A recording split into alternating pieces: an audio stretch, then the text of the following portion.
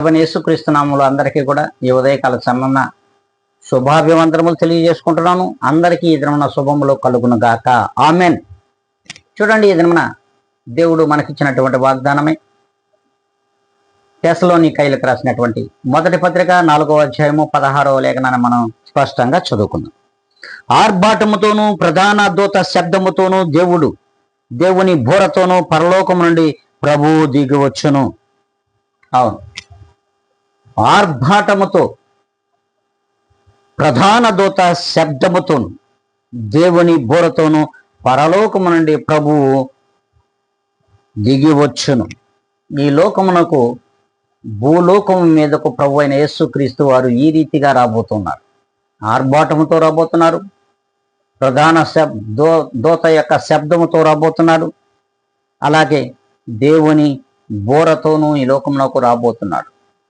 మనం అట్టి దేవుణ్ణి గ్రహించగలిగి దేవుని యందు ఎంతో విశ్వాసము కలిగి జీవించగలిగినట్లయితే వీటన్నిటిని కూడా మనము వినగలం.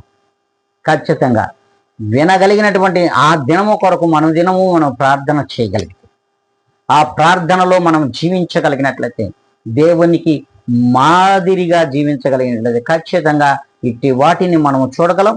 ఇట్టి ప్రభు యొక్క మహిమ చేత మనల్ని అనుదినము జీవింప చేస్తాడు.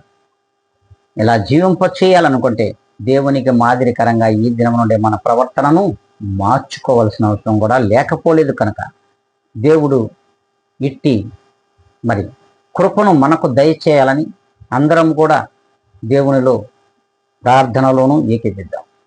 పరిశుద్ధుడా, ప్రేమ స్వరూపి, నీ పాద పద్మములకు కృతజ్ఞతలు. ప్రభా, ఒకనాడు ఆర్భాటముతోనూ ప్రధాన దూత శబ్దముతోనూ దేవుని బోరతోనూ ఈ లోకంలోనికి రాబోతూ ఉన్నావు. నాయన, మీ యందు నిరీక్షణ కలిగి